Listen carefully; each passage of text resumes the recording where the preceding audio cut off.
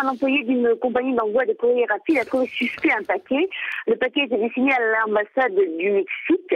Alors les policiers venus sur place ont découvert une bombe à retardement et immédiatement après, un deuxième colis a été découvert dans une autre succursale, cette fois-ci à destination de l'ambassade des Pays-Bas. Le préposé au courrier a été légèrement blessé. Alors, on a arrêté tout de suite, comme vous l'avez dit, deux jeunes gens, étudiants en polytechnique, âgés de 22 et de 24 ans. On a donc découvert dans leur sacoche deux autres bombes à retardement. Une était destinée à l'ambassade de Belgique cette fois-ci, mais l'autre, la quatrième, était destinée au président de la République française, Nicolas Sarkozy. En plus des bombes, ils étaient aussi porteurs de pistolets, de fusils par balles et de perruques.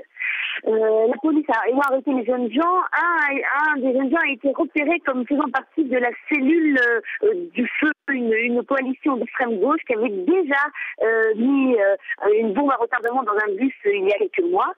Et en plus de ces deux arrestations, deux autres jeunes femmes sont en ce moment gardées à vue. Alors cette série d'attentats intervient juste une semaine avant la tenue d'élections qui vont être très importantes pour la Grèce, pour la suite de la crise grecque.